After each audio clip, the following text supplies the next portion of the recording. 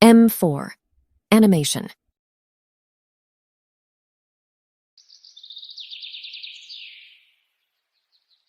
अब मैं बहुत बड़ा घर और गहना खरीदूंगी।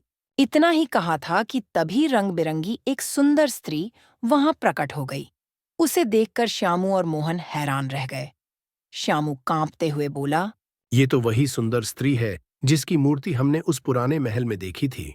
सही कह रहे हो श्यामू भैया।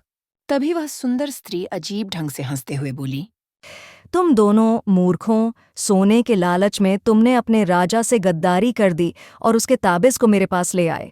मुझे पुनर्जीवित होने के लिए और इंसानी शरीर पाने के लिए सोना और राजा के ताबिज़ की ज़रूरत थी, जो तुमने आसानी से पूरा कर दिया। इतना कहकर वह स्त्री उन दोनों की पत्नियों को घूरने लगी। अचानक तीनों गायब हो गए और साथ ही वहां का सारा सोना भी। यह देख श्यामू और मोहन घबरा गए। मोहन, लगता है हमसे बहुत बड़ी गलती हो गई है। तभी एक भारी आवाज गूंजी, तुम दोनों की वजह से राज्य और यहाँ के लोग बड़ी मुसीबत में फंस गए हैं। राजा गुस्से में उन्हें घूरते हुए बोला, मेरा मन करता है कि तुम दोनों का गला काट दूं, पर साधु महाराज ने मुझे रोक रखा है। राजन, ऐसा न करो। इनसे गलती जरूर हुई है, पर इनकी वजह से हमें वो रहस्य पता चला जिसे हमें जानना था। मगर इन्होंने मेरे जादुई ताबीज को चुराया है। मत भूलो राजन, इन्हें किसी ने चोरी करते नहीं देखा था। अगर मैंने अपनी दिव्य दृष्टि से तुम्हें न बताया होता तो तुम्हें पता भी नहीं चलता कि किसने चोरी किया है। साधु महाराज, वो सुंदर स्त्री कौन थी? वो कोई और नहीं बल्कि राजा की सौतेली माँ थी।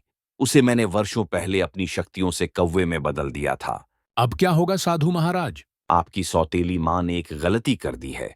उसने तुम्हारे दोनों नौकरों को वो पत्थर थमा दिया है जिसमें उसकी सारी शक्तियां कैद हैं। साधु ने श्यामू से पूछा।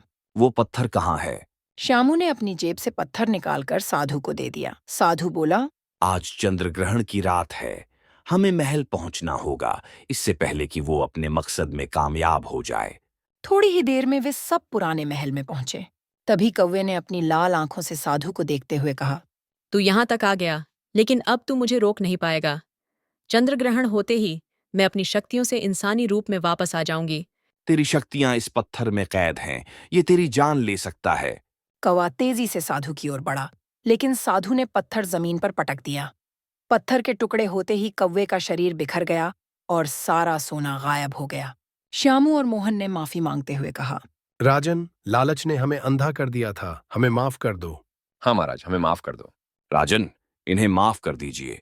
इनकी गलती से ही आपकी सौतेली माँ का अंत हुआ। ठीक है साधु महाराज, मैंने दोनों को माफ कर दिया है। राजा ने दोनों को माफ कर दिया और उन्हें ढेर सारा धन भी दिया।